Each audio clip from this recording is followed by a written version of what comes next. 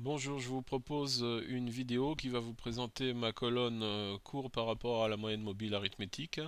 Alors vous constatez que j'ai procédé à un petit changement par rapport à la colonne d'origine. J'ai enlevé les flèches haussière et baissière pour les remplacer par un signe inférieur ou un signe supérieur. Et donc lorsque le cours est en dessous de sa moyenne mobile, on a le signe inférieur, et lorsqu'il est au-dessus de sa moyenne mobile, on a le signe supérieur. Voilà. Donc là nous avons les cours au-dessus pour Aperam, au-dessus de la moyenne mobile, c'est affiché. On va prendre Altran, donc Altran on est sous la moyenne mobile, et donc nous avons le signe inférieur. Alors vous avez également la T-Sense qui vous donne les valeurs de la moyenne mobile, ainsi que le cours et la position du cours par rapport à la moyenne mobile. J'ai ajouté également la fonction new, donc qui nous indique quand le cours passe au-dessus de sa moyenne mobile. On va prendre Air France par exemple. Voilà, vous avez le cours qui est passé au-dessus par rapport au cours de la veille, donc ici, il est passé au-dessus de sa moyenne mobile, donc on a le signal. Voilà. Pour Air Liquide aussi, voilà, le cours vient de passer au-dessus de sa moyenne mobile, hein. Donc c'est une moyenne mobile paramétrée à 20 périodes. Donc on peut changer ça, hein, bien évidemment. Alors pour changer la période, il faut aller dans la colonne. Donc vous allez ici, vous éditez la colonne, vous allez à source, et là pour la période, vous choisissez une autre période que 20. Vous pouvez mettre 10, 5, la période que vous voulez.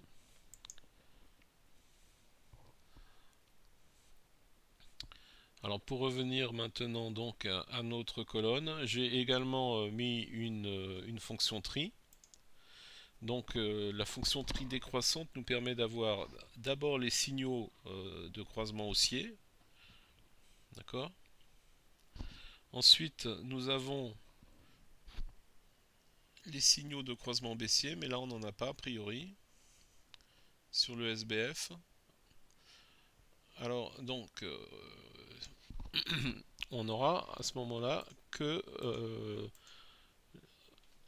les signaux positifs, donc, et ensuite vous aurez la tendance haussière, et en dernier la tendance baissière. Voilà, donc si vous faites le tri croissant maintenant, alors vous aurez d'abord la tendance baissière, ensuite la tendance haussière, voilà, et en dernier les signaux. Si vous voulez maintenant n'afficher que les signaux, alors vous allez prendre la fonction filtre,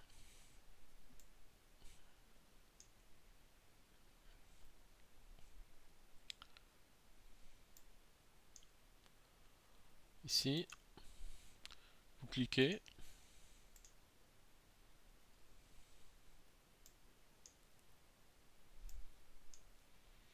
et là vous avez uniquement les signaux, donc on a 18 signaux sur 119, qui sont tous des signaux positifs, des croisements haussiers. Voilà. Alors vous pouvez également modifier ce filtre. Alors je vais vous annoter une petite annotation pour que vous sachiez quoi demander. Alors, lorsque nous avons 4, si le signal est égal à 4, ça veut dire tendance haussière. Le cours donc est au-dessus de sa moyenne mobile. Pardon. C'est 2. Voilà. Maintenant, 1, c'est la tendance baissière.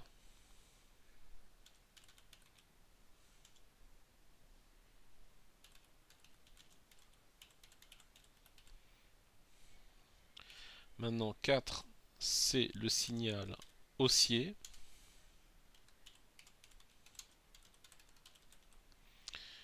Et 3, c'est le signal baissier.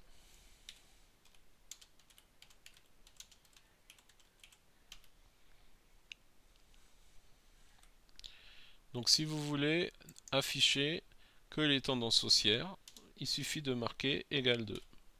Donc là, supérieur à 2, on avait le signal haussier, le signal baissier.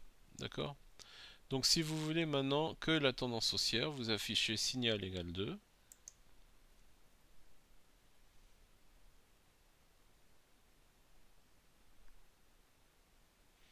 Voilà, et vous avez toutes les tendances haussières. Donc on a 23 actions sur 119 qui ont leur cours qui est au-dessus de la moyenne mobile.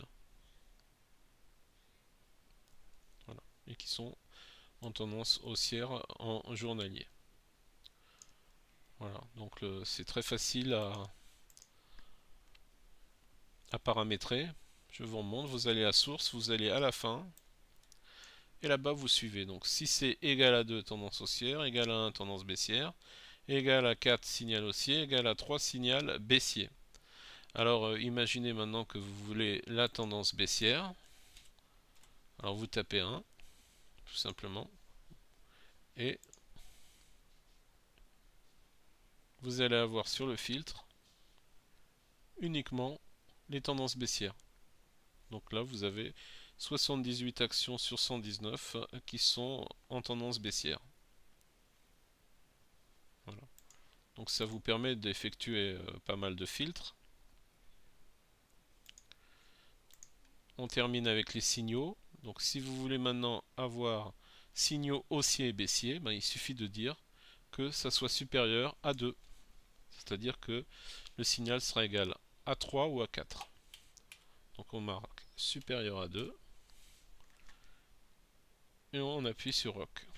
Et là vous aurez uniquement les signaux dans le filtre. Voilà.